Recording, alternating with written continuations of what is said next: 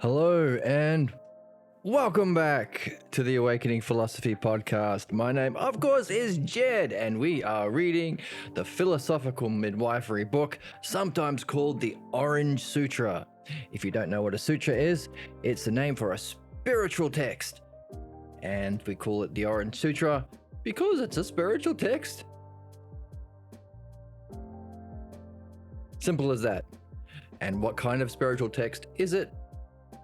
It's discovering the Logos, the system of understanding everything, including all the spiritual levels of development, through applying it to uncovering and removing our problems.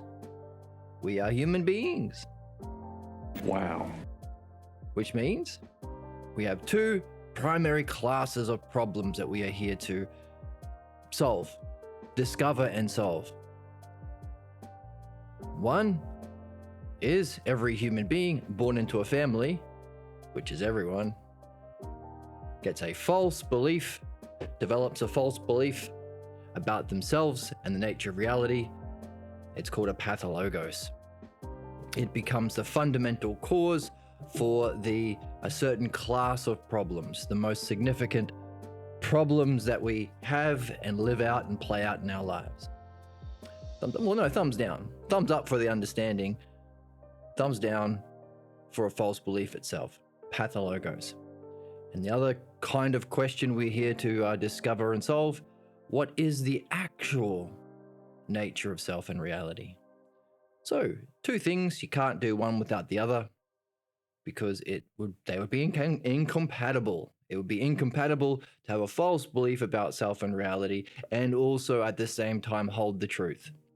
And likewise, in our discovery of what's the truth about self and reality, in our reading of the Logos through Socrates, we uncover blocks that get in the way, tell us to do something else, or we're not good enough, or something like that. So we have to be alongside our studies in the Logos, in Socrates, we have to also be doing this game. The two of them, Socrates calls purification and perfection.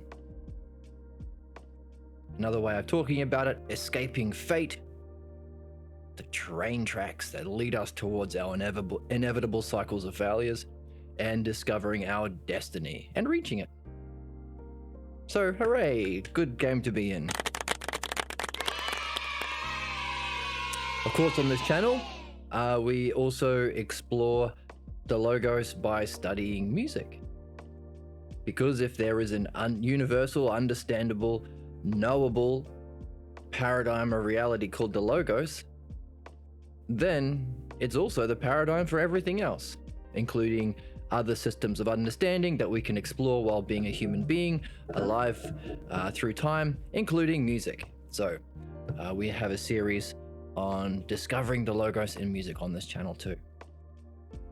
So where are we in our reading of the Orange Sutra? Well, we're hearing about the backstory of the discoverer himself. And we talk about him being a spiritual Luffy. Luffy is a character in the famous popular anime One Piece. And in his adventures, he happens to stumble across great figures who are historical juggernauts or keystones within the world. The best swordsman, the best chef, all those sorts of things. Or for people who are not familiar with anime, Forrest Gump. Here's a story of somebody who runs into all these great historical figures.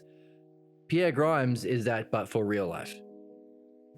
Running into people like Albert Ellis, the creator of the cognitive behavioral, emotive cognitive behavioral therapy, what we normally study to solve problems at colleges.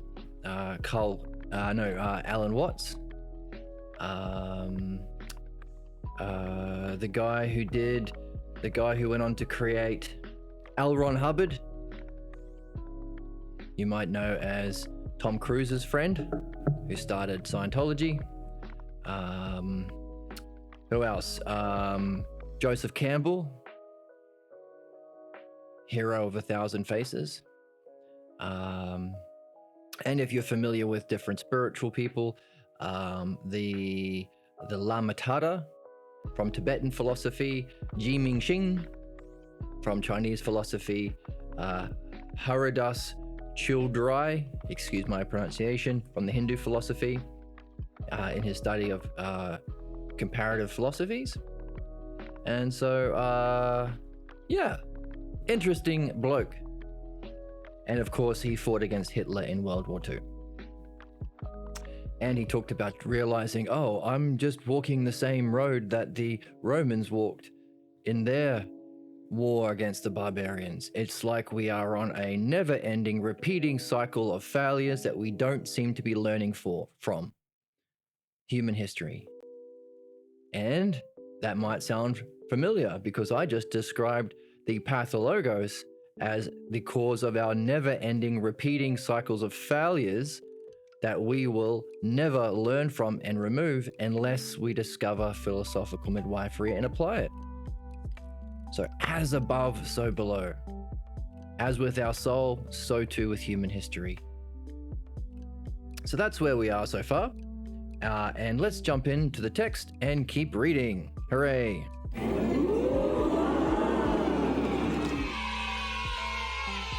So let's play the sting.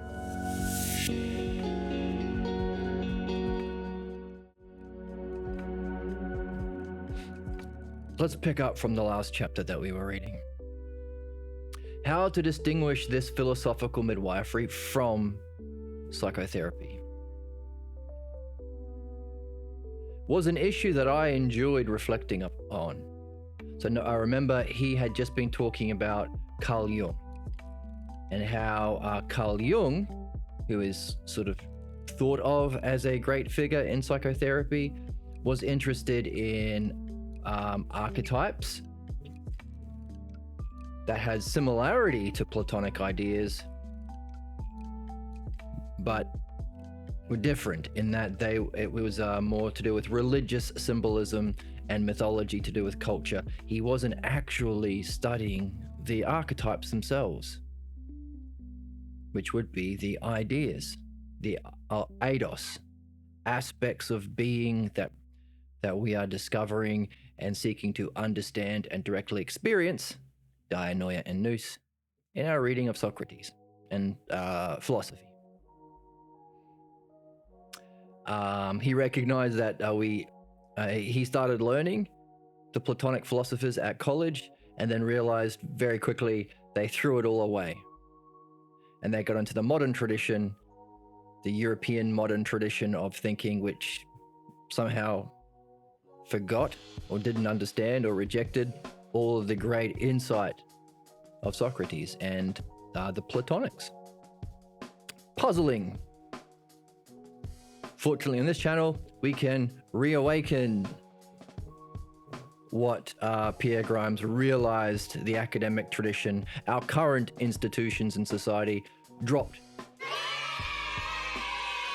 So good for us. Yes, so Jung interested in comparative mythology, not the true ideas. Religious symbolism, again, to do with beliefs and traditions, not to do with the truth. He was interested in, he did see that there was a supreme value in the dialectic, but didn't record it. Didn't talk about it, so we couldn't study what kind of dialectic he was using. So, sort of scratching at the surface of understanding.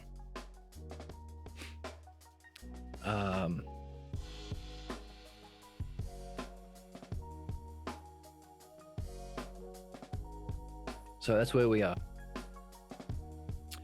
I enjoyed reflecting on how to distinguish philosophical midwifery, the new paradigm, from psychotherapy.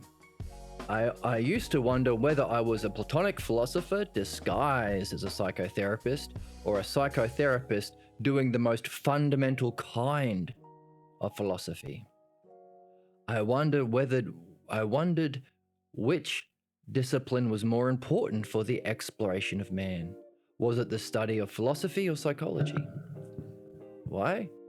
Because he was understanding philosophy, but he was also helping people to remove their problems, which we call in our culture psychotherapy. So which was he? While I was studying comparative philosophy at night, I was working at a rehab center during the day. This experience provided the basis for some of the articles I wrote on the application of dialectic as a mode of psychotherapy in the treatment of alcoholics. And as a result of these articles, I was hired on as a psychologist at another rehab center. Now I reflected on the direction I was taking. I realized that in reviving and adapting a Socratic philosophical midwifery, it was necessary to study the art of dialogue, which is what we've been doing on this channel together, in depth, because it was the vehicle through which man has been studied in the classical age. Surely in therapy there was a kind of dialogue, but in modern therapy, it lacked the method of the philosophers, what we like to call the dialectic. It's dialectic. It's turtles all the way down. It's dialectic all the way down. In doing midwifery and discussing it with others, I realized I was placing the emphasis on the mastery of Platonic dialogue. And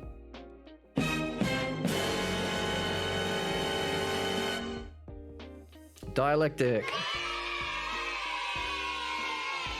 rather than that of modern European philosophy. This was curious because of my colleagues relegated the Platonic tradition to something quaint and only of historic interest. Snobs. They believed the hallmark of philosophical naivete was to consider Plato's thought an ideal for which one might strive. Look at you, how quaint, the Platonic philosopher. That's what they would say while sucking on their pipes. How quaint.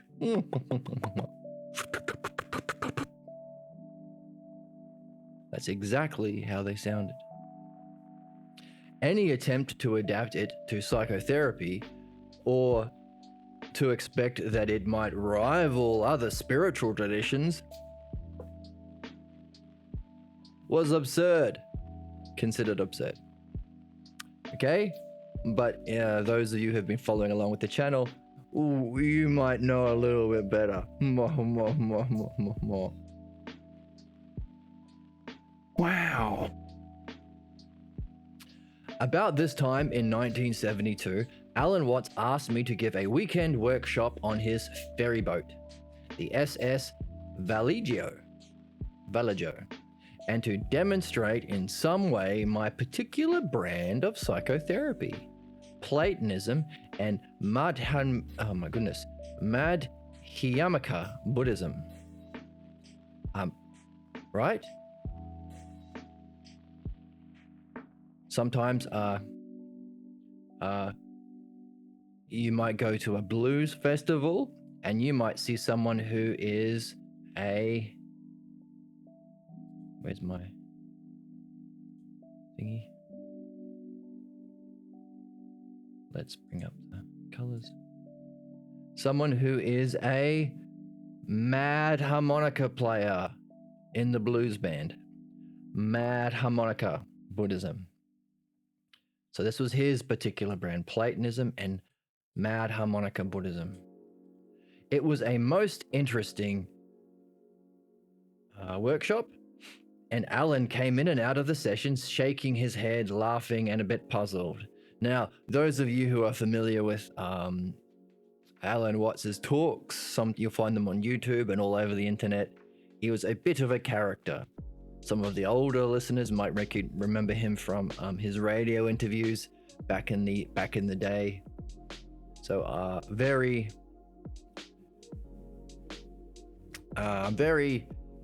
charming character, very good orator, and a very a bit of a card, we might say. So here we can get a bit of welcome back to the chat, bit of a I don't know, bit of a fun description of what it was like to be giving talks on this groundbreaking breakthrough in understanding human problems, while Mr. Alan Watts was hanging around. What was he doing? Because as we know from our learning of philosophy, the closer towards the self, the closer towards the ultimate of the logos, the closest towards understanding, the highest form of understanding, the more people will be challenged. It's just a principle, which is why we talk about doing midwifery along with philosophy. The more towards enlightenment, or beyond enlightenment even, or the closest towards, the more we understand in our philosophy reading, the more likely we are going to be challenged. The deeper aspects of our pathologos, our false beliefs, will come to the surface to try and block us or challenge us or distract us. It's a principle. So here is Mr. Grimes,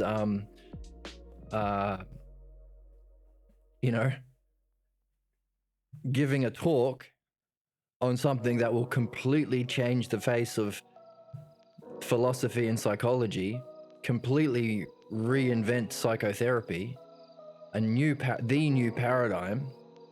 So by definition, it's going to be very, very challenging.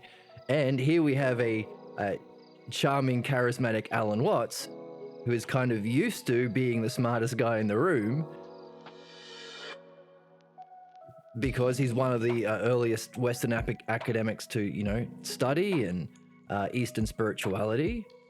He's a very clever person as well. I think this was his college, maybe, or his idea. Just at this, let's see, was it Alan's school?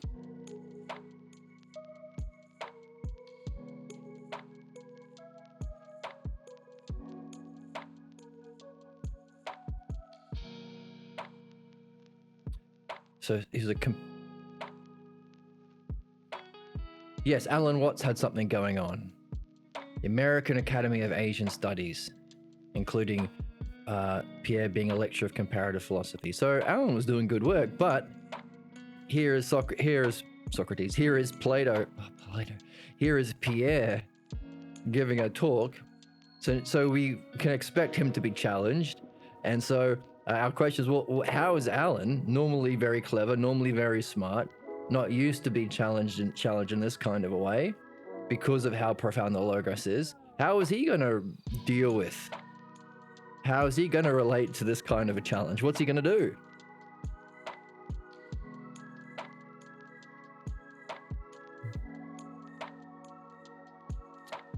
In the chat, drama in real life, conservatives saying bad things about non-whites and religions. And then my brother pointed to his adult friend fighter and got blocked. But they always say one thing and do another.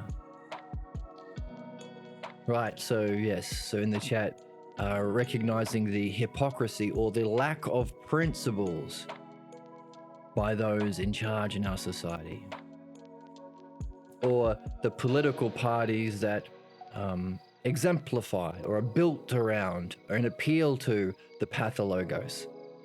Fear, ignorance, hating on people. That's the right-wing or conservative political parties, is based around this part of our character, this part of our nature.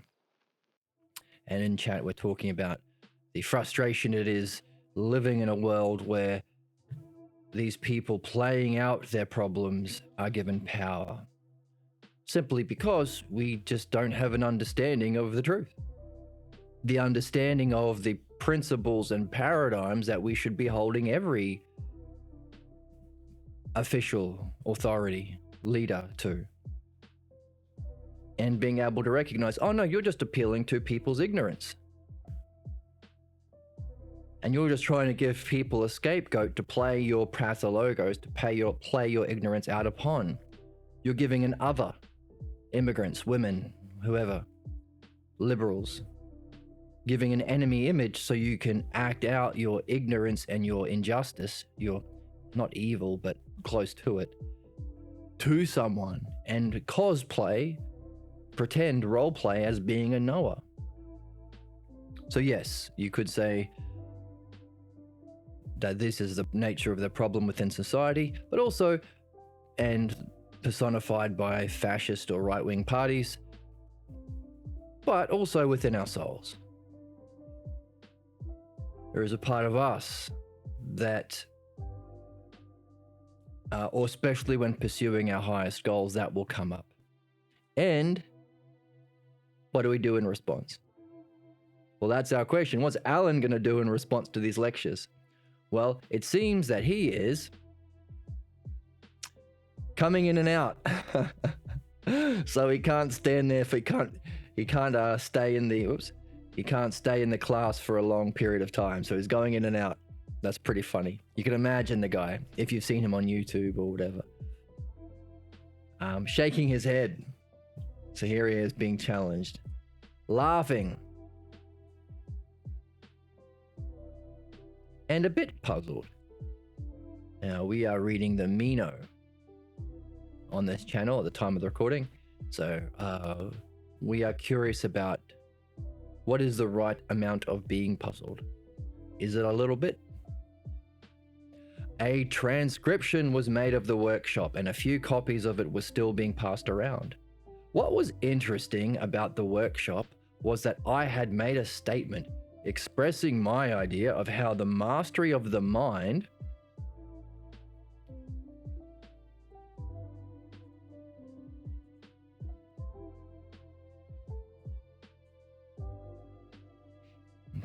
the mastery of the mind.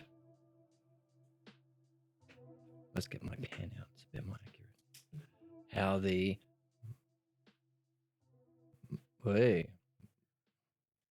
the mastery of the mind through the cultivation of understanding.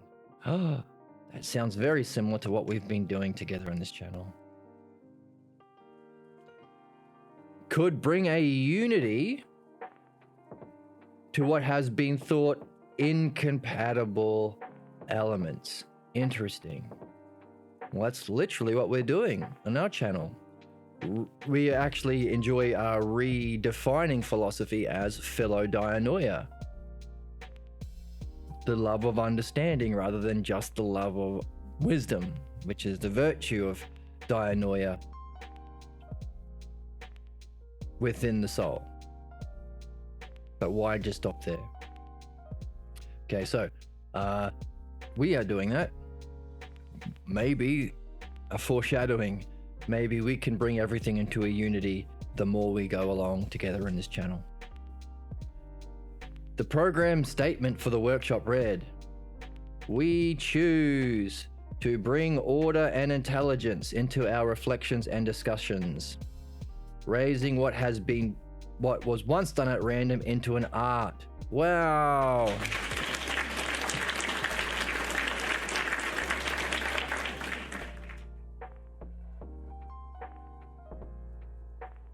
So, us in the channel, what do we do in our dialectic? We're adding order. What do we do by ordering the key terms of the logos? Understanding it, becoming more intelligent.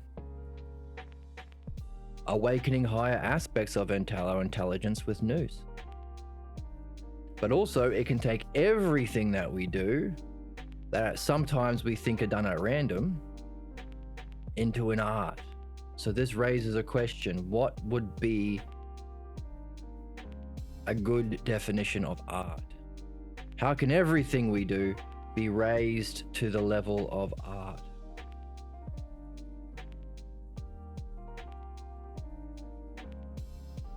Let's write it down.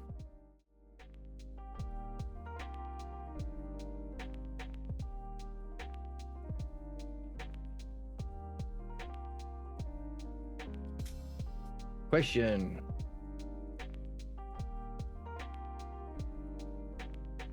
How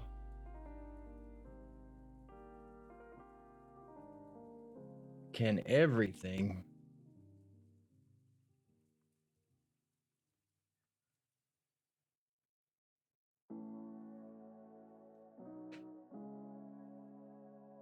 we do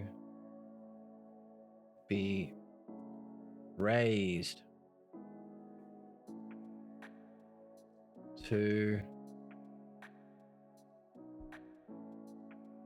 into an art. What does that mean? That's a good thing that we can be puzzled about and smile about and laugh about like Alan Watts was. Let's do it to this question. Thus, we met to engage in dialogue, to listen to our own inner voices. Interesting. We meet to engage in dialogue, to listen to. So normally when we're learning about dialectic, we're applying it to Meno or Phaedo or Simius and Cebes in the Phaedo.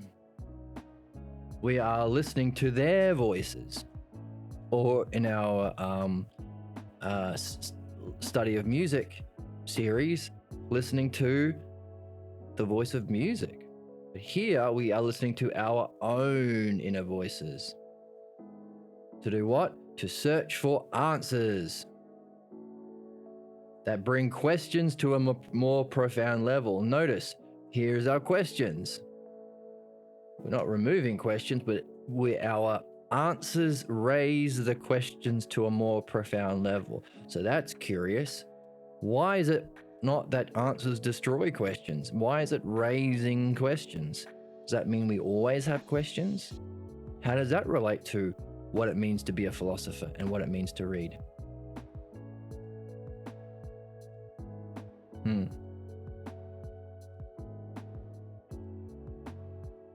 To discover the origin and the goals of our thought. And in seeing reason unfold, so we've got discovering, we've got seeing, we've got meeting to engage,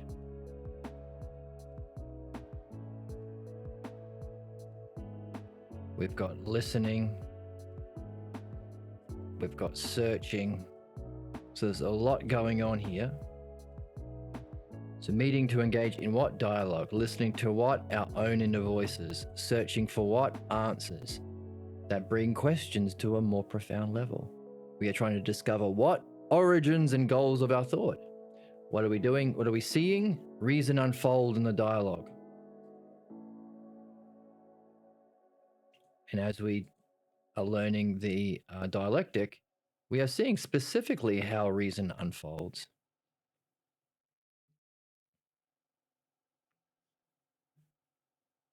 Here we go. Remember when we talked about the dialectic, we saw each level unfolds to the next.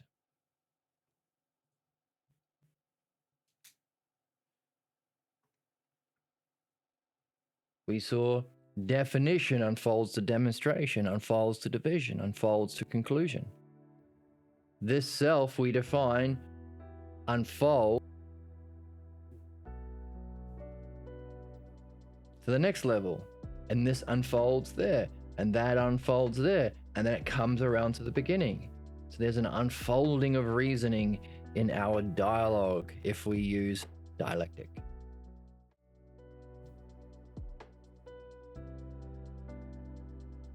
We encounter a road, so in doing that, what are we doing? We are encountering a road to the mastery of the mind. Wow. Here was a statement that was strangely Platonic, that invited participants to a workshop that was conducted by a philosopher. That was to explore Buddhism, psychotherapy, and Platonic dialogue. That sounds like a fun workshop. Exploring Buddhism, psychotherapy, and Platonic dialogue. It was a challenge. And it turned out that most enjoyed the exploration. Some people may be like Alan, drifted in and out, shaking their head sometimes. After several years of exploring myself, it came to be a natural way of seeing. Ooh, integration of our practice into our way of being. We like that because we have questions about education and nurture together in the Phaedo. The kind of learning that we can take with us into our next incarnations and into whatever next dimension we might jump into as a result of our dialectics. And the question of what the heck is the self state of being called phronesis? Well, here is Grimes talking about how it is a natural way of seeing. What happens with when we understand, our understanding levels up, our ability to see.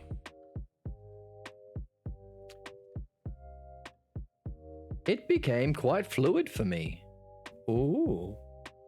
So this is great too. So the fact that we are reading this with an eye on our own spiritual development, which is the whole point of mastering the logos and the dialectic, the whole point of doing philosophy, the whole point of being alive right now as a human being, we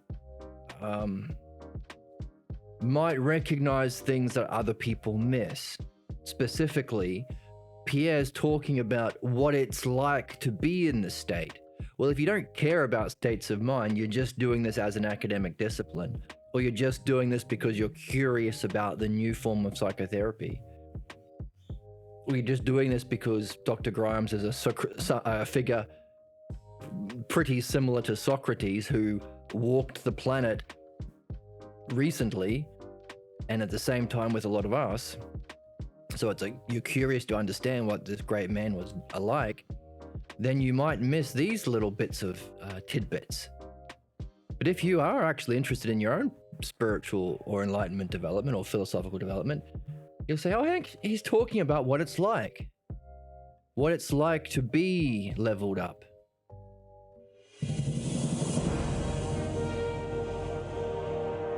So these little bits stick out for us because the principle of Aphrodite, not just reading, searching for the logos, Apollo, but applying it to our own state of being, ourselves rising to the greater level of wholes of our state of being as we're learning in the Phaedo.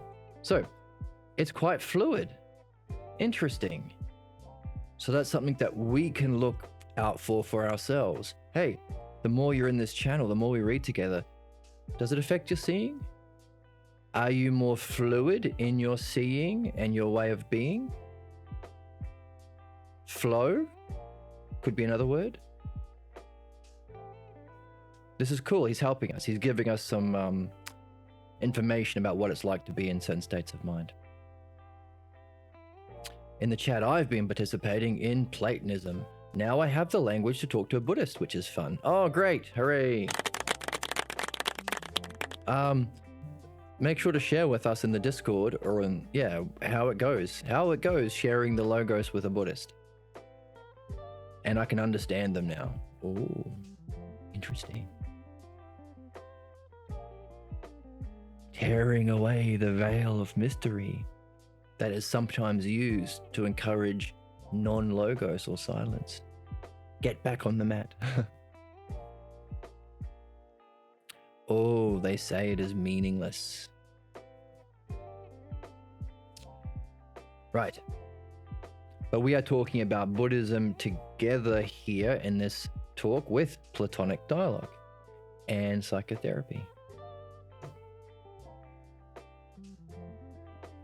It was so obvious. So another key word, by the way, pull out these keywords, put them in your document that you have, which is your own dialectic for what it would be like to level up, what it would be like to be a true philosopher or an enlightened, or having reached a level of enlightenment.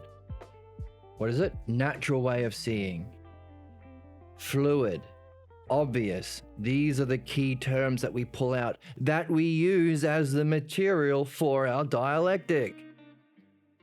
Just like in psychotherapy, we talk to, or midwifery, we talk to people to pull out the key words of their language in their thought that we structure in the dialectic to do midwifery. So we're doing both as we read. We're learning about how to pull out the key terms, structure it in the dialectic to do the new paradigm of psychotherapy to solve problems, but also if that's purification, the perfection. When you're free of the problems, that's not enlightenment, it's a freedom. But what are you going to use your freedom to do? If your answer is, well, to reach our destiny, become enlightened, then also pull out the terms he is sharing with you that you can structure in a dialectic to understand what that state of being might be like. Because already we've got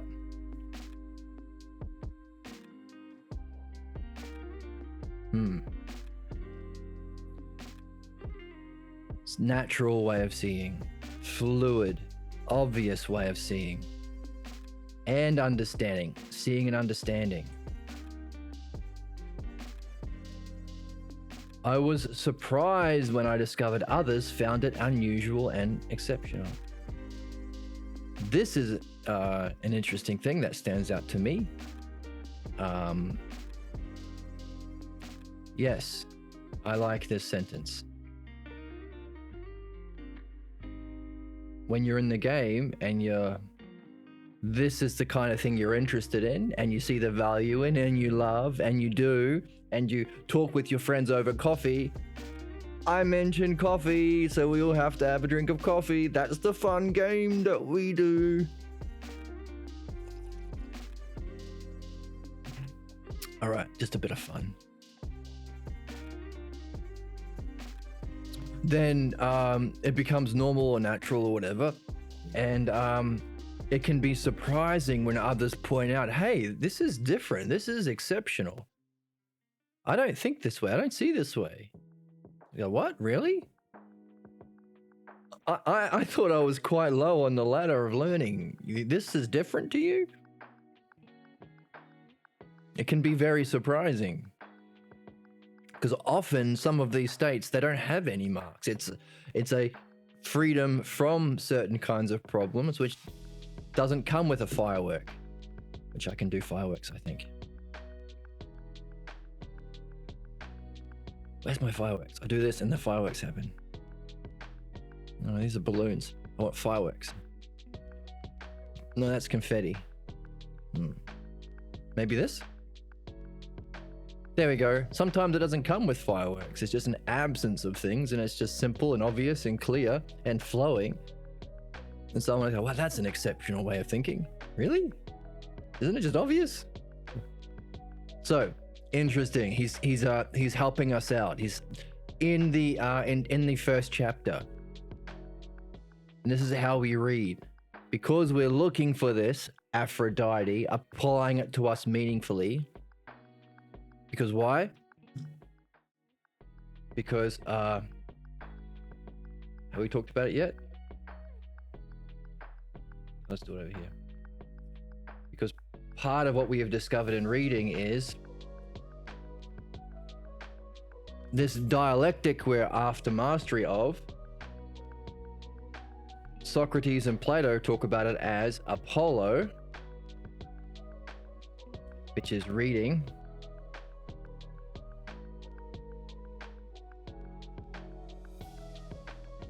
The Logos, whether it be in the Orange Sutra that we're reading here. It's called the Orange Sutra because the book's orange. Here's the book. See, it's orange. See, and there's the man.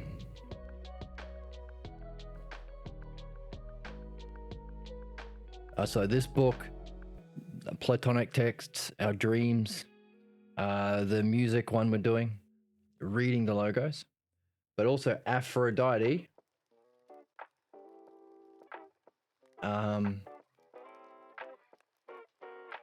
Applying it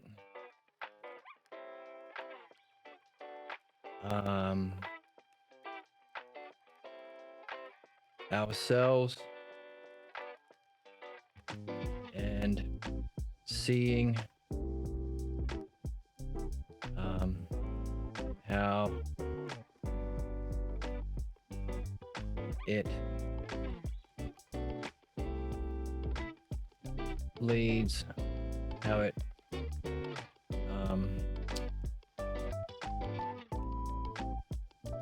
and seeing greater wholes,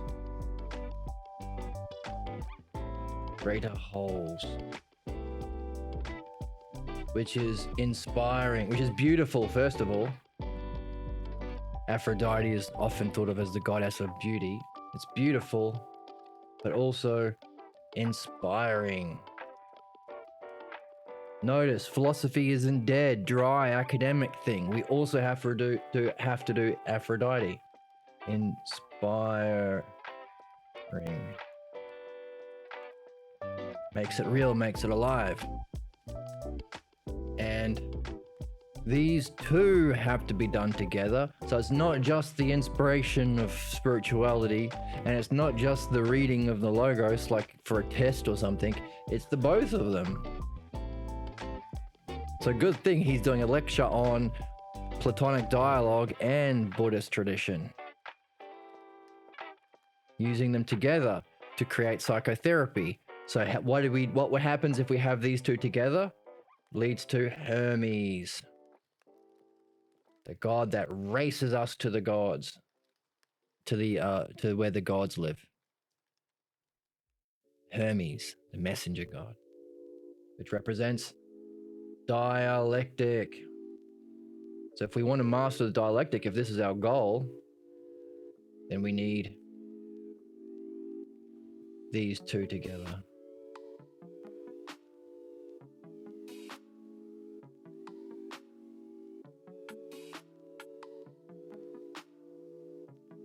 Now,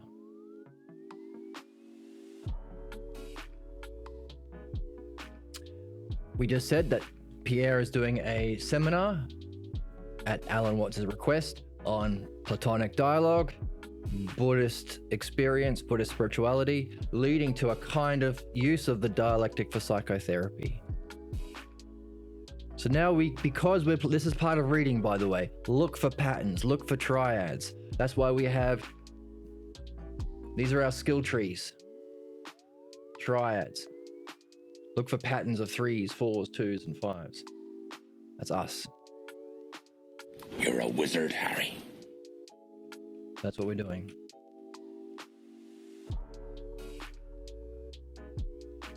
So there's a handy one.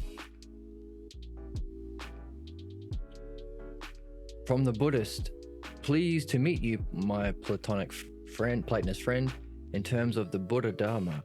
Not only can non-duality have a self, but such questions are meaningless. Likewise, the notion of oneness and difference. He seems nice though, but I think he missed my point. Pierre is always jolly. Right. So I guess the better we get at mastering this art of Hermes or dialectic, the more we can engage with other people, like a Buddhist person. What is he interested in? Or rather, where is he at, or where is he stuck? That's where you can pick up the dialogue. Socrates often does that. Where are you at, or where are you stuck? Let's start there. So that is reading, applying it to our own selves to see meaning, inspiration, see the beauty. Or you could even say, do another triad of understanding, states of mind. The two go together. And of course, Pierre is talking about what happens if you have the... So let's do another triad next to it. What happens if you have the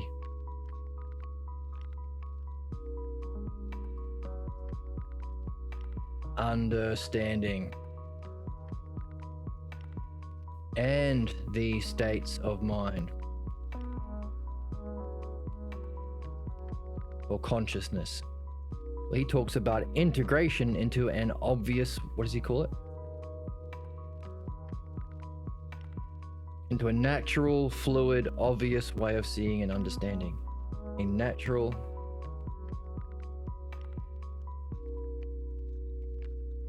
fluid, obvious state.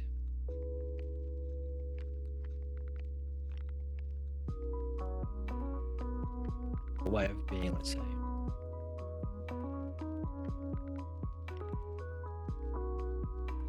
So here is another triad, and this is a good time to point out why we do these triads, because hey, if you've got a couple, pick up this triangle and put it on top of that triangle.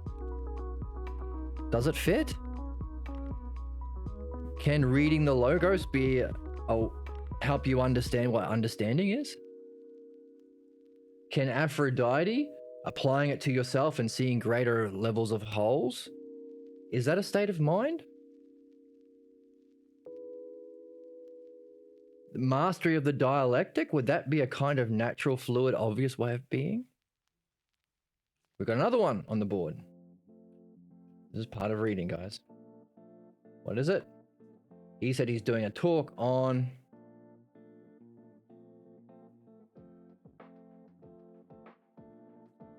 Platonic philosophy,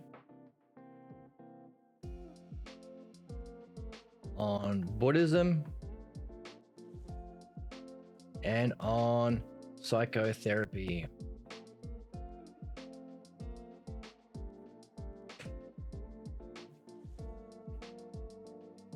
Cool. But see what happens if we create these little diagrams as we go. Because we could have just breezed past the description of his seminar. Oh, Platonic philosophy, Buddhism, and psychotherapy. That sounds fun. I wish I could have been there. But hang on a second. We've got these other triads.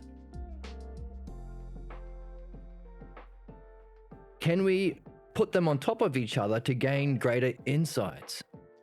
Could Platonic philosophy be a way of understanding? Could Platonic philosophy be represented by the god Apollo? Is Platonic philosophy reading the logos? Interesting. Does it fit? Is it close? Does it bring anything new to light? Does it make anything more obvious for you? This is the application of our skill trees, remember? So we've got 1, 2, 3 threes. So our skill trees are in threes. What we're doing is we're rubbing the branches together to see what sparks for us. Insights or understanding, or even questions maybe. These are good questions. Buddhism. Is Buddhism to do with different states of mind? Could we characterize that as raising our consciousness to greater levels of wholes? Are those enlightened? Could we call those experiences beautiful and inspiring? Interesting. By the way, is there something lacking in Buddhism, like we're talking about in chat, when they don't have Platonic philosophy, they don't have the logos, they don't have understanding? Incomplete as just one corner of the triangle? Is that a good question? That we could go out and talk to Buddhist people and see what happens? Test out our hypothesis? What else can we see?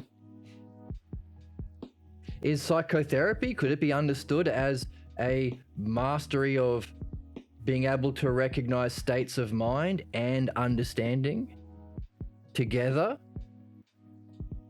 Is psychotherapy, could it maybe end up that what the psychotherapy is that we're going to be learning, the true psychotherapy, could it be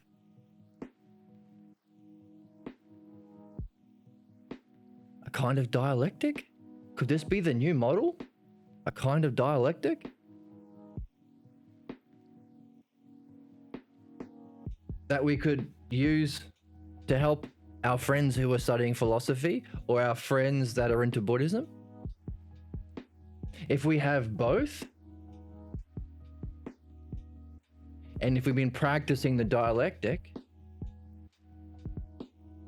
can it change our way of being? Will it cause a certain state of being that's natural, fluid, and obvious?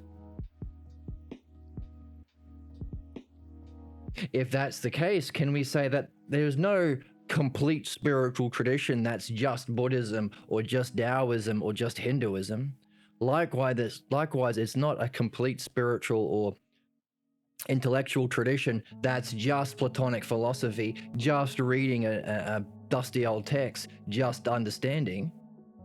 If you really want a complete tradition, maybe from this model we can create a question. Maybe you need both. Put it together to get a state of being that's obvious and natural and fluid. By the way, if this is your way of being, can you use it to help people? Is that part of an art? Can we say a Buddhist is completely enlightened if he doesn't have this other side of the triangle and therefore can't use it to help people in a kind of psychotherapy? Or would he be, maybe he's got some work to do? If his Buddhist tradition rejects this, would that mean he's rejecting what's needed to get this ability to help people? Interesting. Could that be a problem that we might recognize? Oh, thanks for the follow, Avatar Embodiment. So as we're talking about bringing our understanding to have conversations with other people, like Buddhist people, maybe they don't recognize this as a problem because they haven't practiced skill trees. Reading like an adventurer. But we can. So look at all these questions that come up. Can you see any more? By playing with these three triangles that we have on the board already? Create questions, create hypotheses that you can test, create insights. That's part of reading. So, good news for us as we go.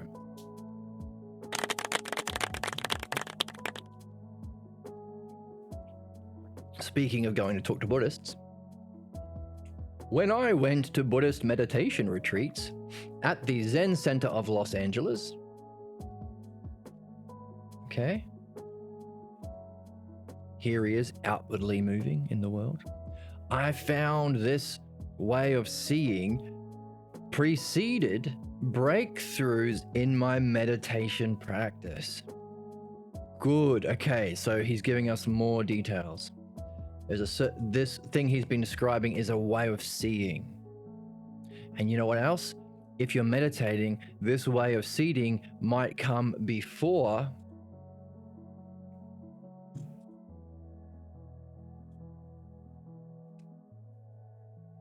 a breakthrough in your meditation. Interesting.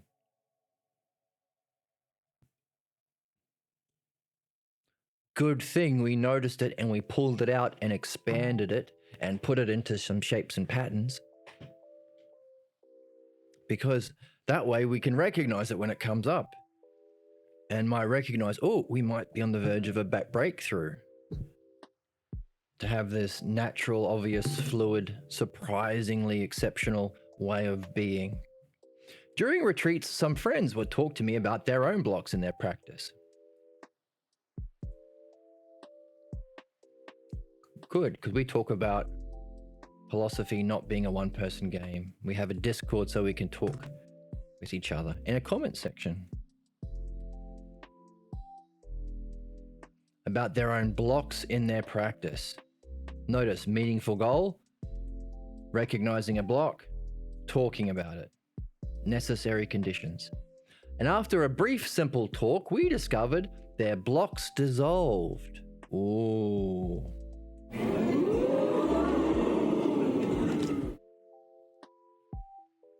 Brief, simple talk.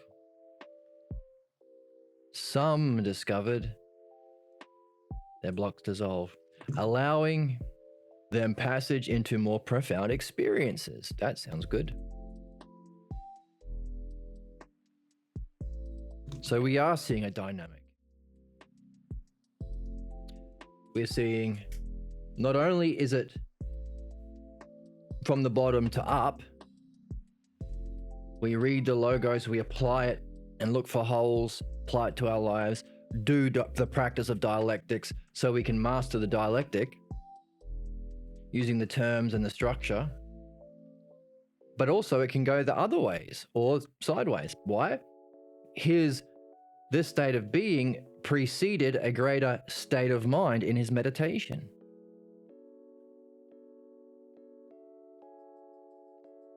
Likewise, a brief and simple chat unlocked a greater state of consciousness of a greater whole with the people who he's doing meditation with.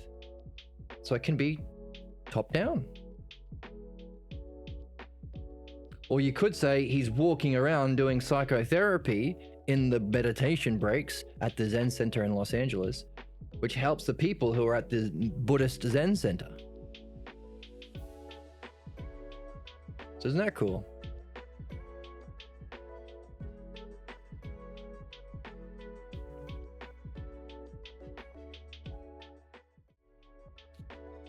To apply it was effortless. Okay. Another key term that you should pull out.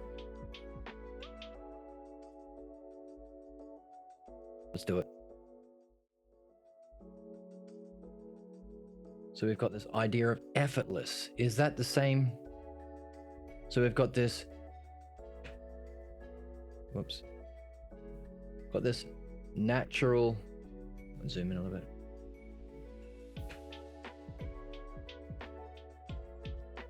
Fluid,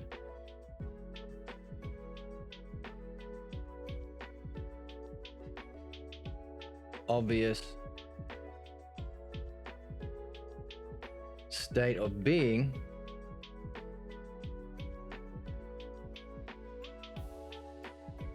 that also has an activity.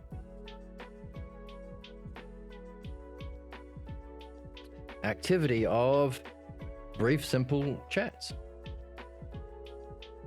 bit more.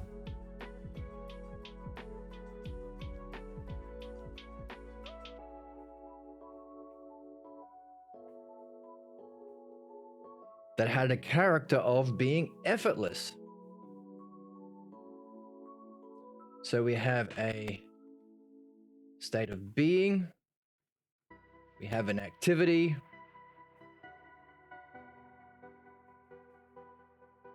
and we have a power or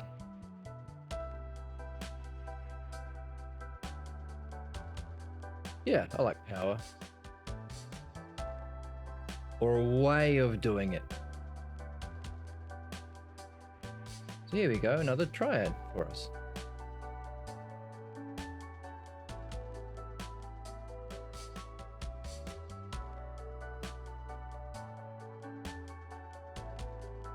Or we could even use the language of dialectic and say, hey, let's not use this triad of being, activity, and power. Let's use definition.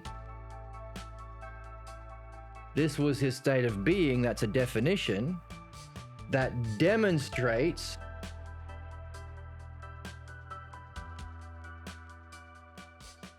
as a state of being or a power or a style, effortless, and has an activity or division. Others to others, an activity. So here is the definition, the state itself. How would you define it? How would you do a dialectic on the state of mind? You'd pull out the keywords, natural, fluid, obvious. So what are you doing? Defining it self to self. That's the first of the 4 categories of the dialectic. Hang on, how does it function? What's the state of mind you're in? Effortless. Effortless power when functioning. And how do you then use that effortlessness to relate to others? others to others. Division. How does it divide up in your other activities? Your brief chats with others, or your as he just said, we meet to reflect on our own inner voice. Different divisions or activities.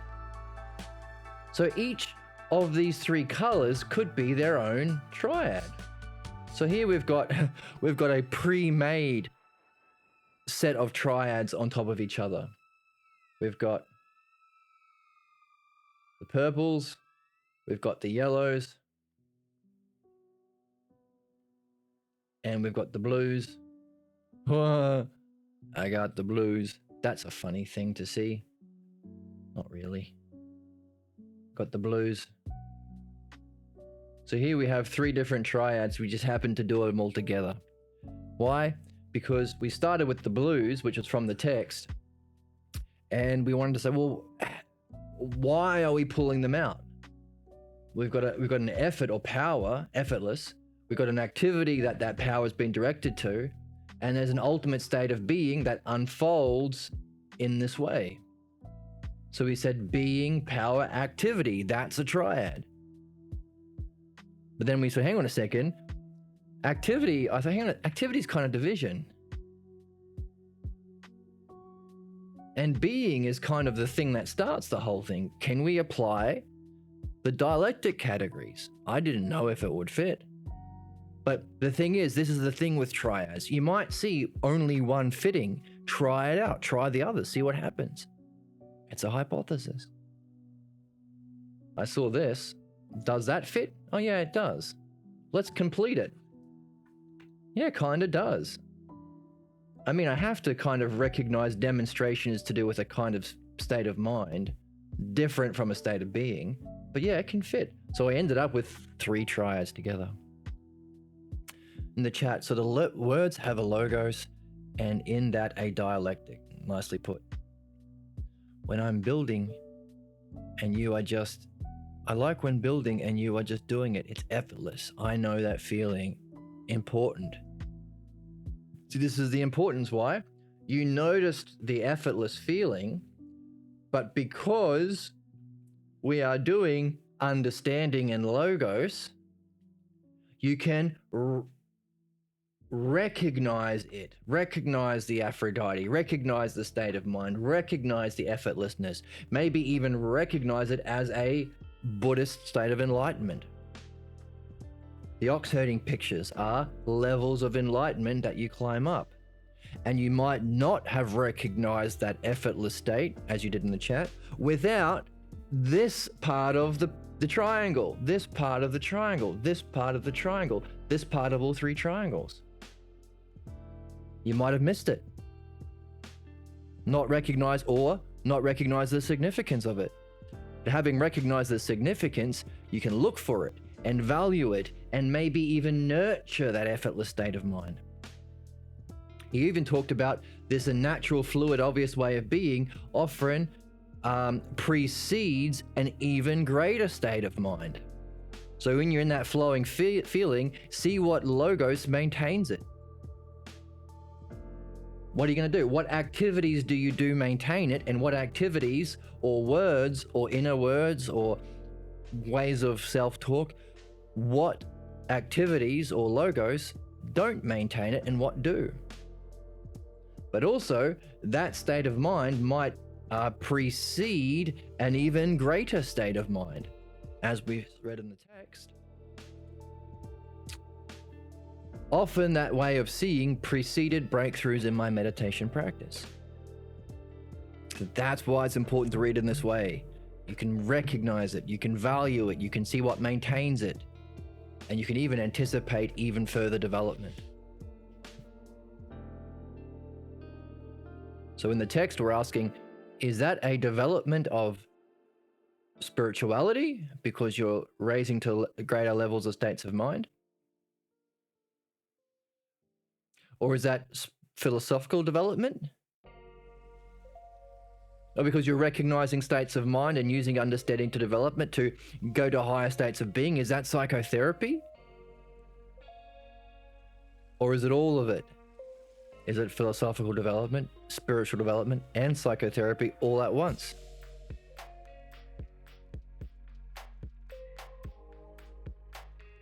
Interesting. If it is, maybe what we are seeing is what we're doing in this reflection is bringing order and intelligence over here, bringing order and intelligence into our reflections right now and our discussions right now, and raising what was once done at randomly having these states of mind, all these flow states, into an art. Interesting. And what are we doing? We are mastering our minds in this kind of reflection, which is doing what? Cultivating our understanding through this way of reading. And what are we also doing? Bringing in a unity of what was once thought to be incompatible elements. What elements? Psychotherapy, spirituality like Buddhism, philosophy like Platonic philosophy, personal development, spiritual development. It all seems to be a single unity that we're talking about right now, requiring both Aphrodite and Apollo, and recognizing certain states of ease and flow precede greater levels of insight and meditation, or greater development, or what sort of development? Psychotherapeutic development? Well, yeah, you're going to a higher state of being. Isn't that psychotherapy? Philosophical development? Well, yeah, you're going to a higher state of philosophical mind. Is that spirituality? Because it's a higher state of consciousness? Yeah, exactly. Is it all of it? Are you bringing into a unity all of that was once thought to be incompatible? It seems to be what we're playing.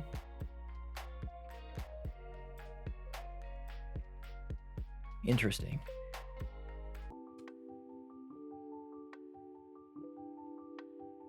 To apply it was effortless.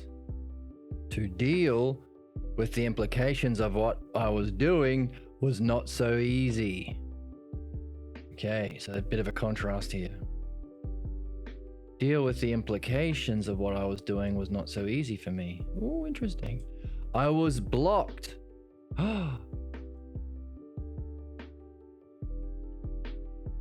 The guy who's discovering unblocking. By the way, there is a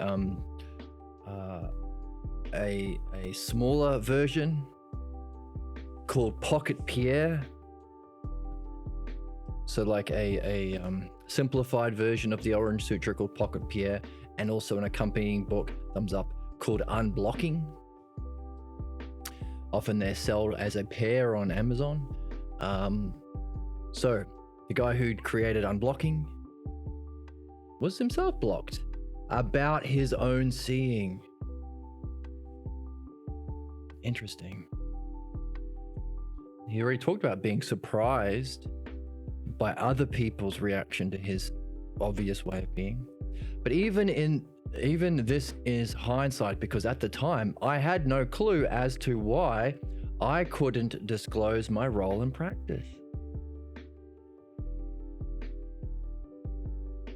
This is interesting. So here we have someone functioning on the highest possible level, pretty much, and friends with and learning from the other people who consider to be, we would consider to be at the highest possible level.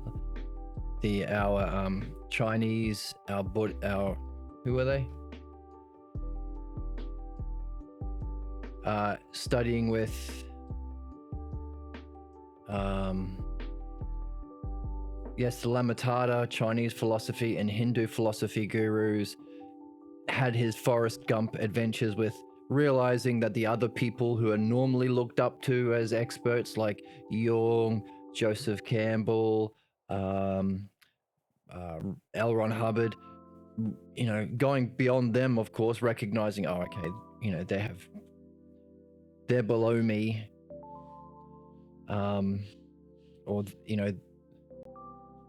even this college, he could see that they're dropping the ball. So he's no slouch. So he's somebody pretty much at the highest level, out of all other humans around. still has a block that he couldn't himself recognize. But also he's telling us, like, these are the sorts of things that can be blocks. What? Being able to recognize and disclose your role in practice. A block can be performing well but not recognizing it, or not being able to acknowledge it. Interesting kind of block he had. I am sure that both Yasutuni Roshi and Mazumi Roshi, two kinds of Roshis, were puzzled by these brief talks and walks around the block. So these two guys were puzzled by these brief talks and walks around the block during the breaks in Zen practice, a practice in which they urged us not to talk. Interesting what we've been talking about today. There are some traditions that don't see, recognize, value the logos and urge us not to speak. The very opposite of what we do on this channel. You should speak, share comments, join the Discord with your fellow adventurers and travelers. I'm looking for someone to share in an adventure. As our friend Gandalf says. Yes. I learned much from these retreats about the profound nature of mind, but I failed to grasp profound nature of mind is what he did see, but I failed to grasp the obvious fact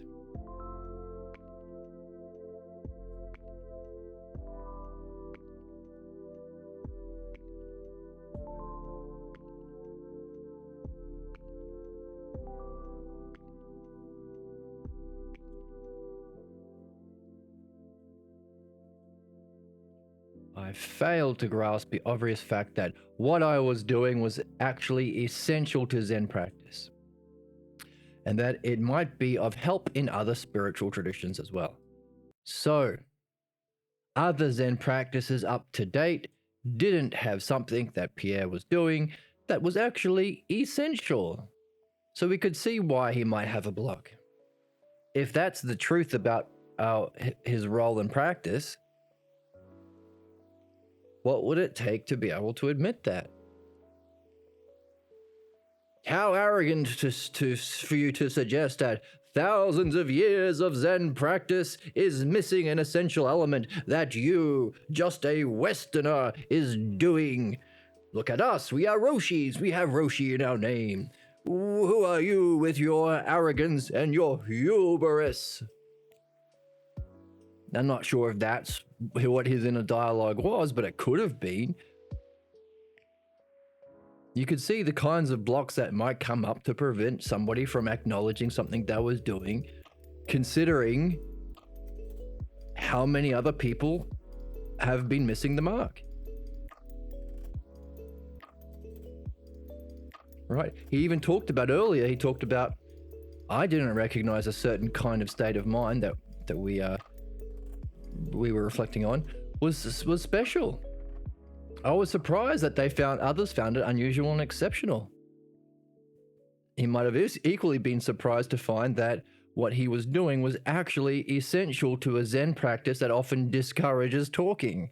So not only did they not have in Zen Buddhism something essential, they were actively discouraging it. So they were getting in their own way, discouraging the very thing they need to discover they're missing.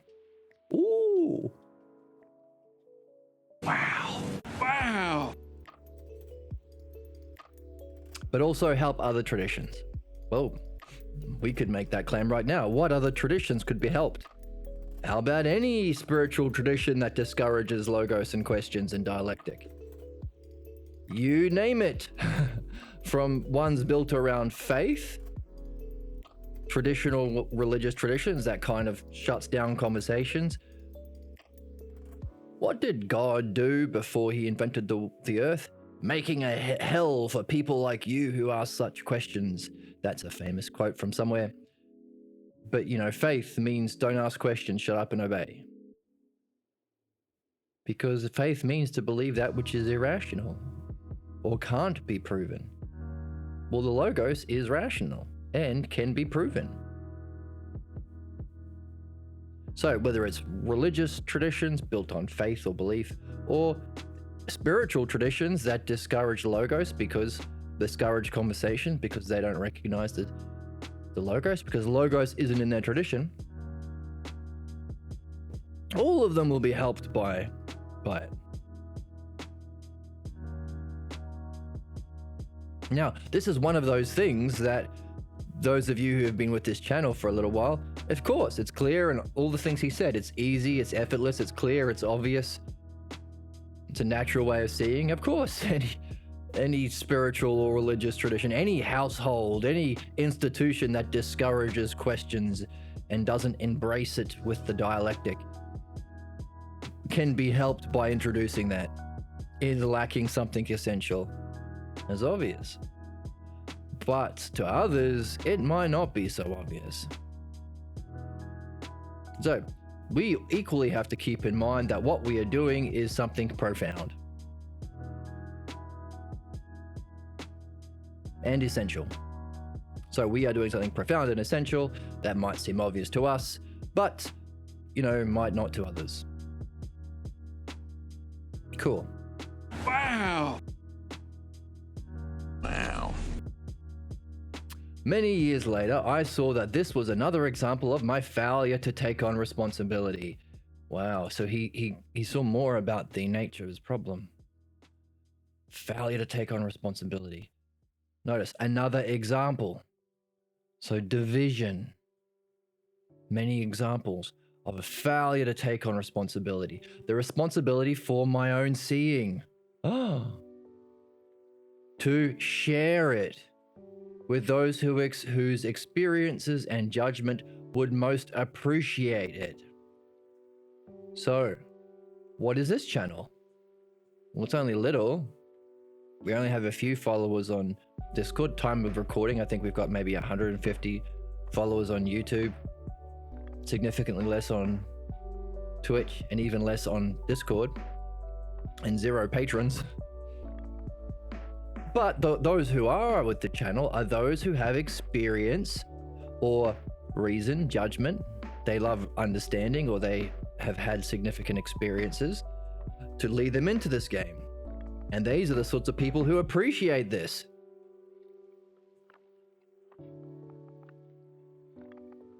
Which might be worth recognizing. Not everybody is up to this game. I mean, they're in it anyway. It's whether or not they're, have the virtue, the character, the experiences, and the judgment to see that they're playing this game of learning the logos anyway, because every human being is here to discover their destiny. Every human being has problems anyway. Every human being has dreams anyway. But they might not have the experience and judgment to recognize it's worth, doing consciously. Taking responsibility for. Playing the funnest game in town. Welcome to the chat, kitty cat. So, even though it's a small wee channel, the people are more likely to appreciate what? This kind of seeing that may be obvious to us in the channel, but might not be to others. What is it that's obvious? That this way of understanding conversation, dialectic, reason, is an essential part to Zen and can help all other spiritual traditions.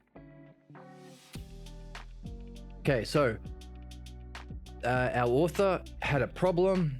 He is another example of his fail to take on the responsibility for his own seeing and to share it. Philosophy ain't a one-person game. I'm looking for someone to share in an adventure. Which is what Gandalf reminds us at regular intervals with that sound drop. Okay, share it with who? People who will appreciate this curious and obvious.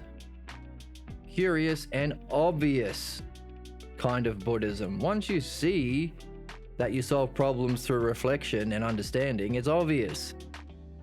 And once you see that everyone who's sitting on a mat to gain enlightened isn't enlightened yet, and therefore has some block to address, every human being, it's obvious. All this changed in 1982 after I met Chong An. a Korean Buddhist who knew how profound the obvious was. Another interesting thing, just because you're a Roshi, or just because you are these other various gurus who was who were lecturing at the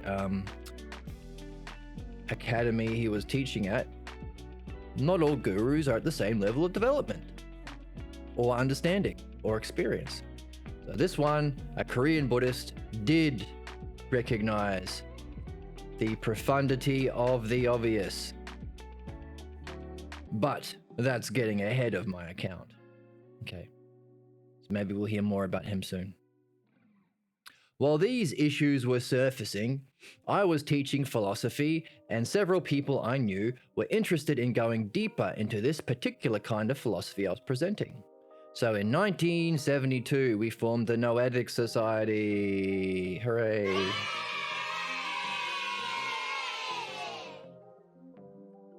And set our goals to be the study of wisdom traditions and the study of dialogue.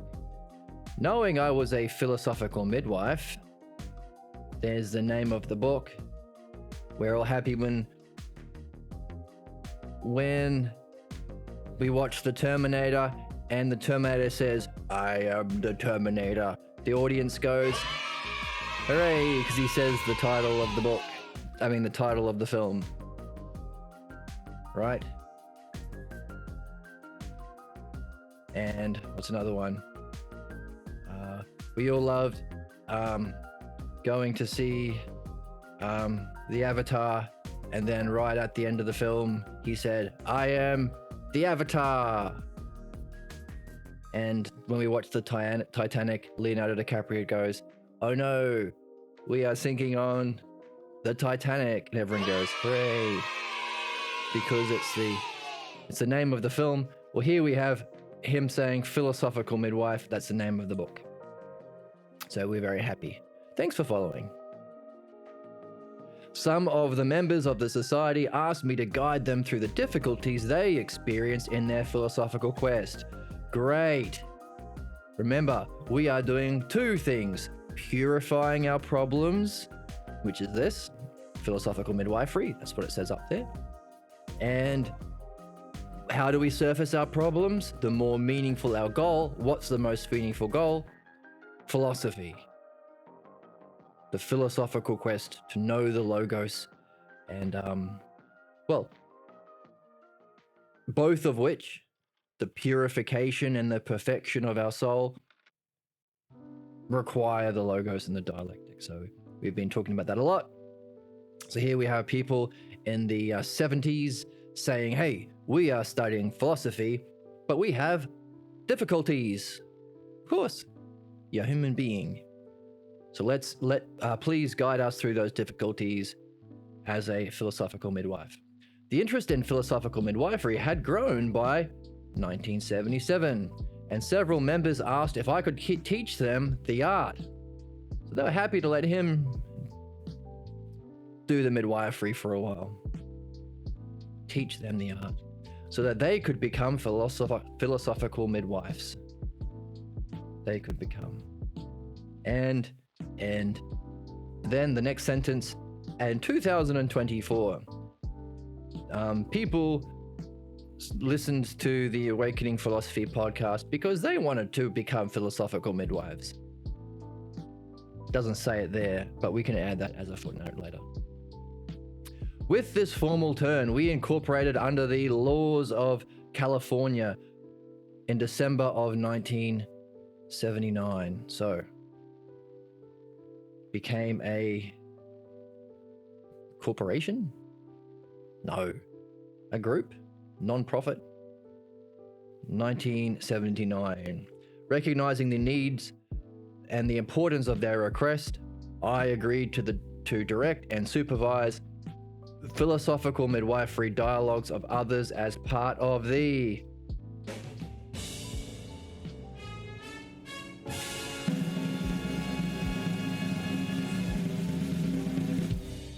philosophical midwifery program of the Noetic Society members.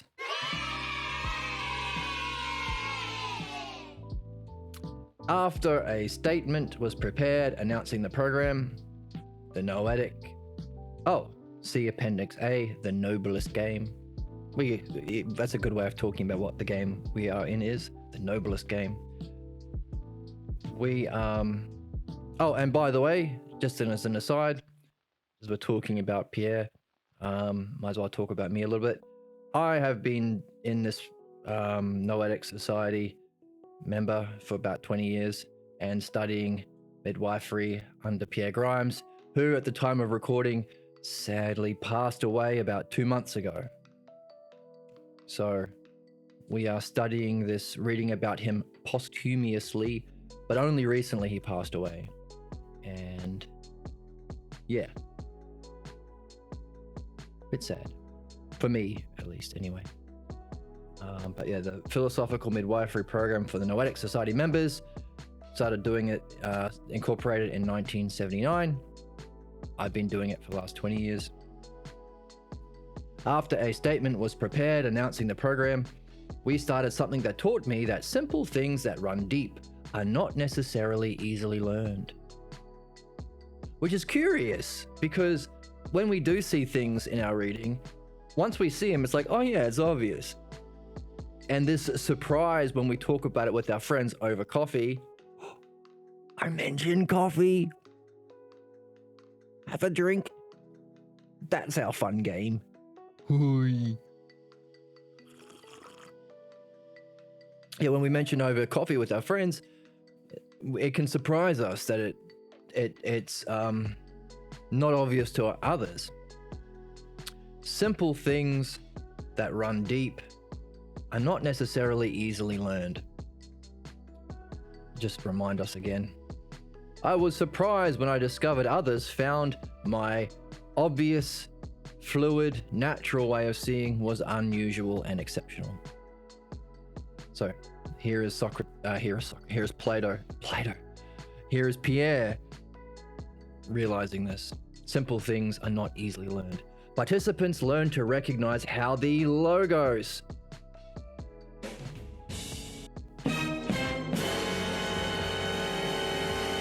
that's the big one. That's what we're doing. Always discovering and mastering the logos. How it functions, since they learnt how beliefs can permeate their lives. Oh, does it what? Cause of our problems. And how dialogues that explore the personal level of their lives can not only be personally meaningful, but can involve profound universal themes as well. So often when we do philosophical midwifery in Noetic Society meetings or in groups and things, it's often fascinating to everybody there that even though it's a dialogue exploring the personal level of their lives, everyone seems to feel like it's talking to them personally. There are universal, profound themes that allow it to apply to pretty much everyone in the room. Even more so when we do dreams, almost as though the dream master who creates our dreams, usually dream analysis leads into philosophical midwifery, but the dream master often knows who's going to be there, maybe. So crafts the kind of dream that it has this effect on everyone in the room, which is fascinating and a good thing to wonder about. They also learnt the difficult lesson that there is a difference between what? Things that can be taught, things one can be taught, and those things one can only learn by removing the blocks to one's own seeing. Wow. Wow. Now we are reading the Meno at the time of this recording, and you can follow along that playlist on YouTube. And that's one of the questions, the opening question. Meno asks Socrates, can virtue or the excellence of our soul, of ourself, can the excellence of the self be taught? So, interesting coincidence. So there are certain things that can be taught and those that can only be learnt by removing the blocks.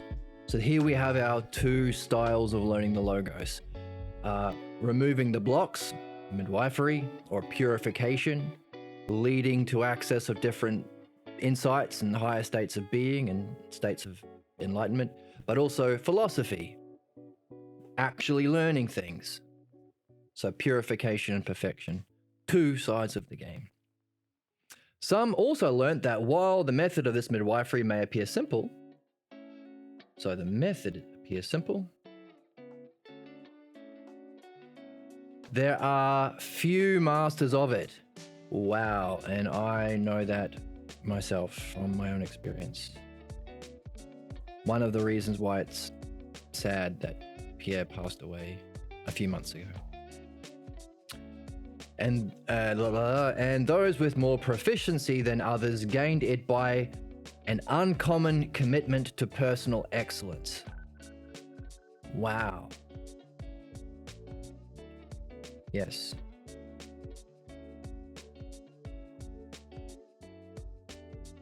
Just a little, I guess, personal note.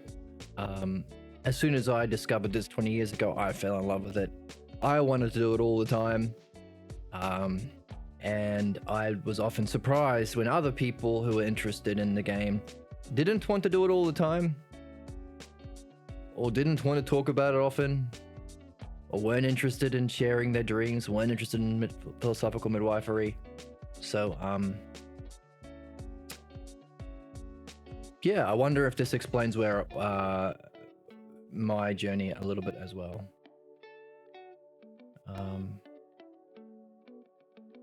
Yeah, which is a good thing for you guys, because I love this stuff and I see how much it works. And therefore, I have a passion that causes me to make these videos every morning that you can all benefit from too. And join the Discord and join the journey. But in any case, philosophical midwife talks began in earnest and became part of the local scene. Wow, to be around in California at that time. That would be cool. Maybe we can recreate that scene together as part of the channel. Platonic philosophy uses this midwifery as it proceeds, but it is the systematic questioning, let's highlight this, is the systematic questioning and probing for adequate answers that, takes the lead in reaching its highest goals. What's our highest goal?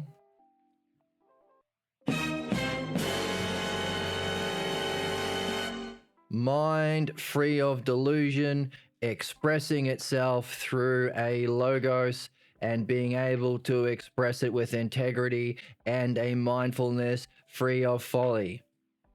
Wow. Now, I read it in that way because having personal experience with Pierre,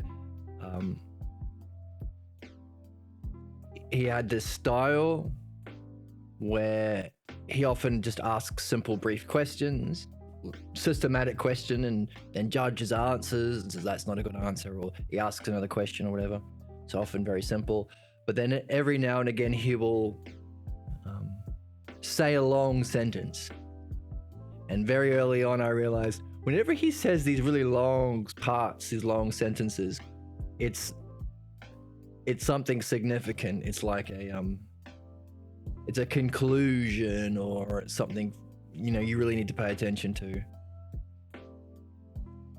And so when I was reading just now, I recognized systematic questioning and probing for adequate answers. That's our dialectic we've been talking about. Hermes up the top here, dialectic. Reading and applying it, Apollo and Aphrodite, dialectic, which is what we're using.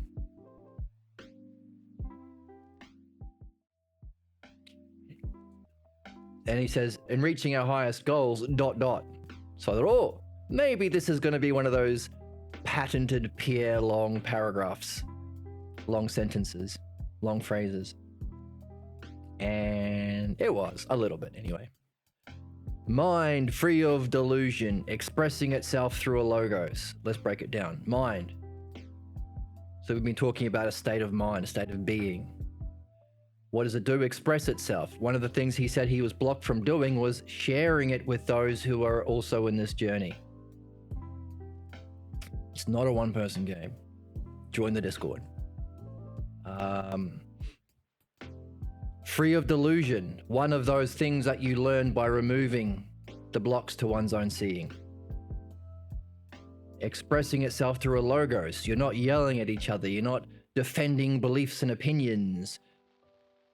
You're not finding those who already believe the same beliefs you have. Joining a group with people who share the same prejudices or same religious beliefs. No.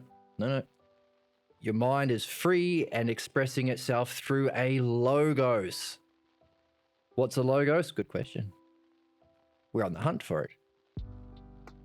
Through a logos, but it ain't belief, it ain't opinion, it ain't yelling, it ain't debate, it ain't fighting, it ain't me versus you, it ain't us versus them, it ain't in-group, out-group, it ain't all of the other ways of expressing ourselves, ways of being that others seem to have in our society, and that politicians and grifters and cult leaders play into.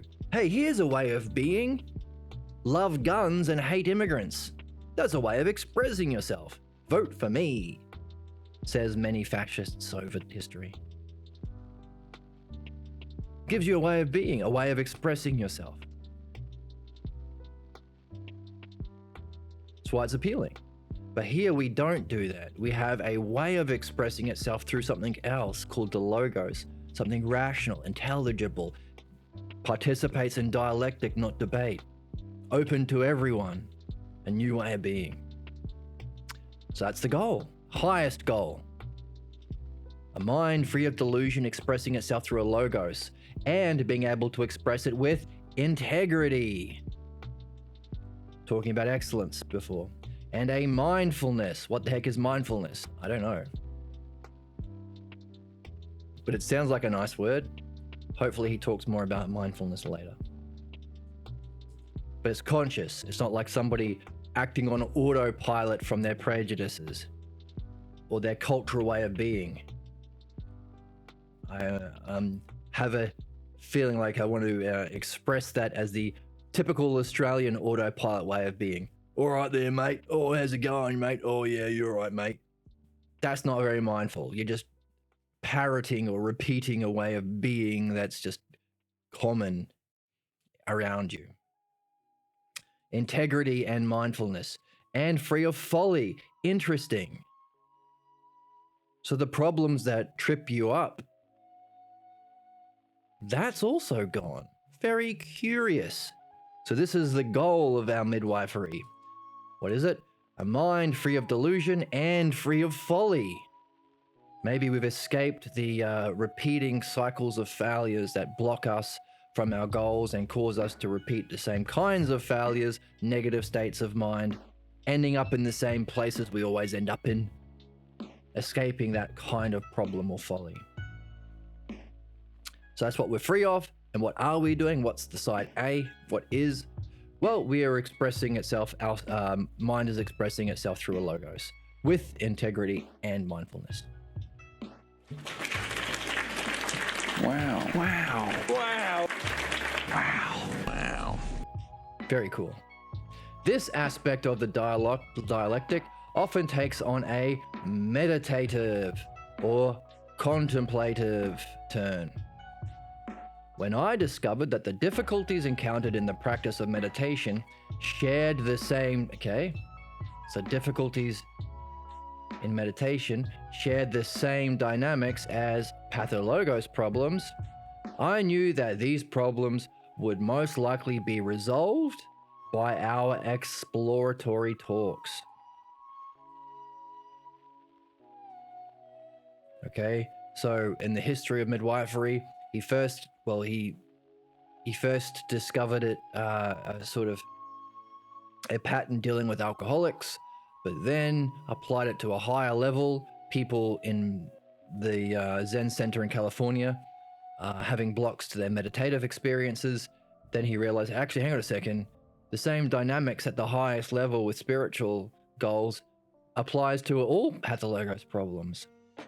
And I know that I could resolve the ones at the Zen Center, so more likely than not, I could probably resolve the other problems people have in exploratory talks with them.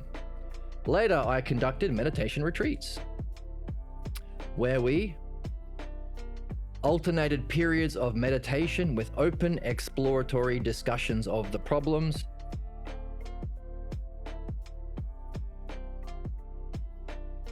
and difficulties experienced. So that sounds like a fantastic place to be. One of my regrets or life sadnesses is that I was never able to go along to those. So I just didn't have the money. And I lived in a different country.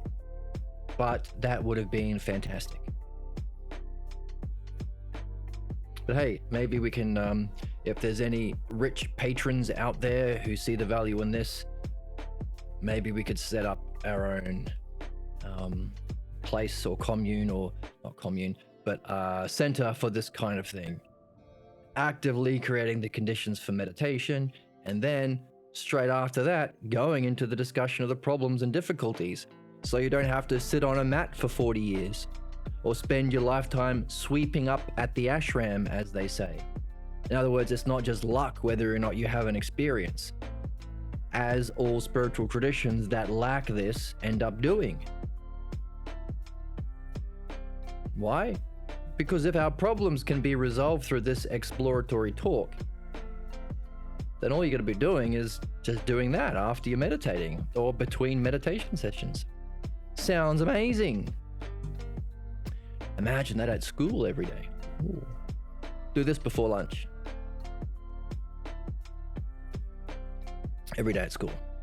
On reflection, we should have expected that philosophical midwifery would play a role there. 2. Since we know that as one approaches the states of mind, okay, so here's a principle.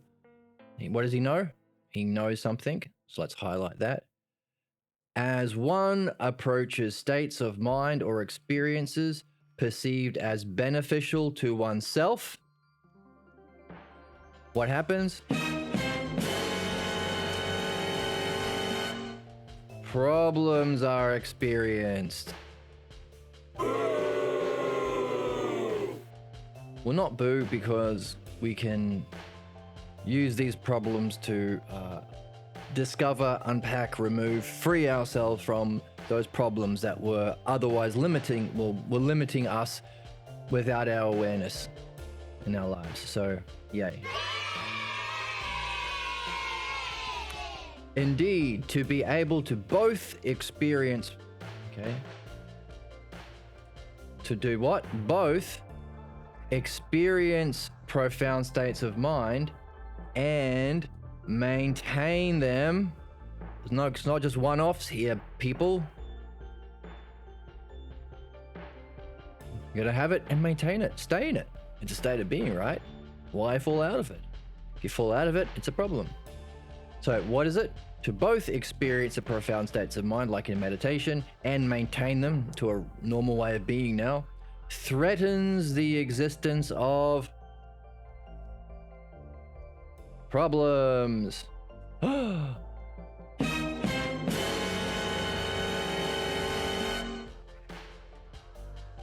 Interesting.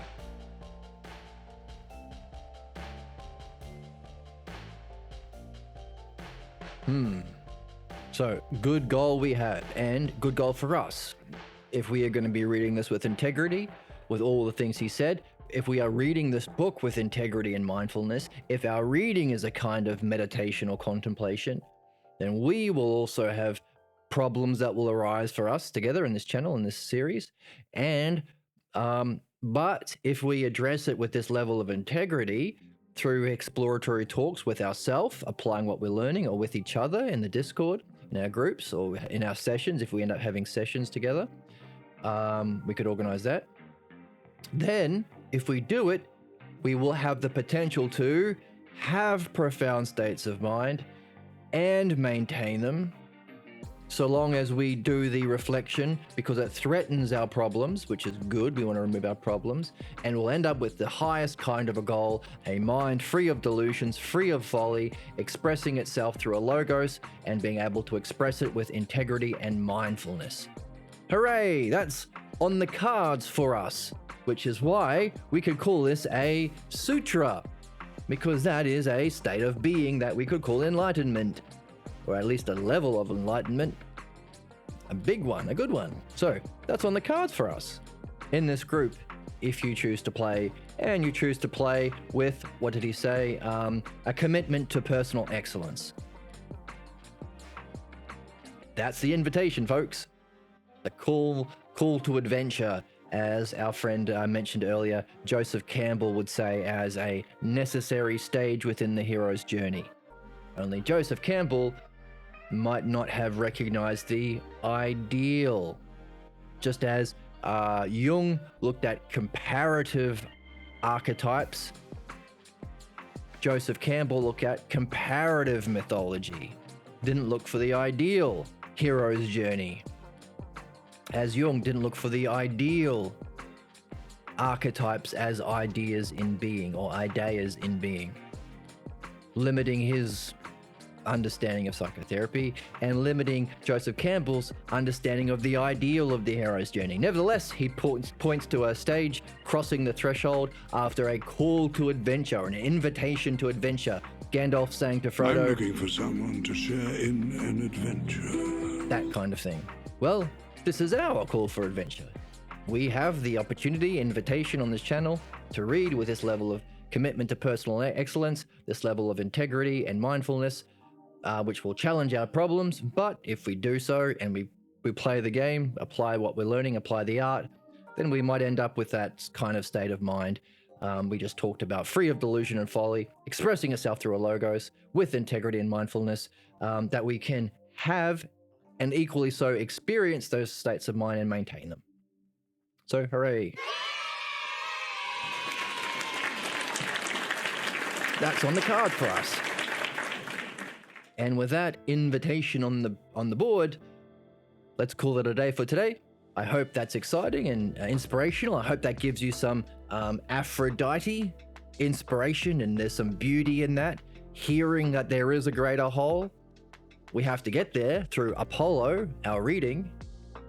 But to know it's there, to know it's beautiful, to know it's real, to know it's significant, to know the greatest minds even have benefited from it, or at least one of them, the Korean Buddhist, recognized the significance of it, even though the other guys wasn't able to. That could be one of our questions. How come these other Roshis and gurus and important intellectual figures in the history of humanity, how come they weren't able to recognize it? How come it only was Jiming Shin who... Jiming Shin?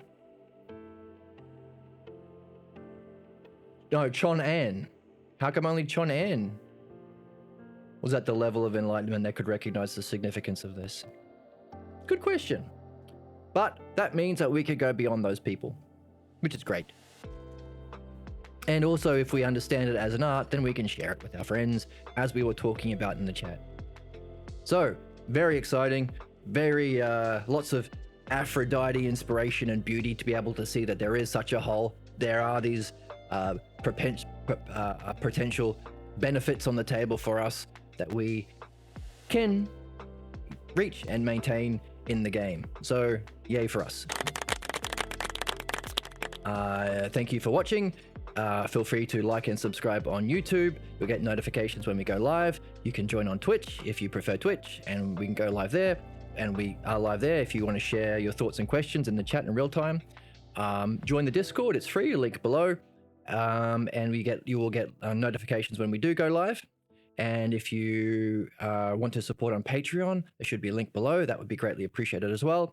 And of course, if you are that rich benefactor that wants to start these kind of retreats because you have the financial means, let's contact me and let's see if we can organize something like this as well, the way that it was done back in the day with the great Pierre. So hope to see you next time. Thank you for joining me.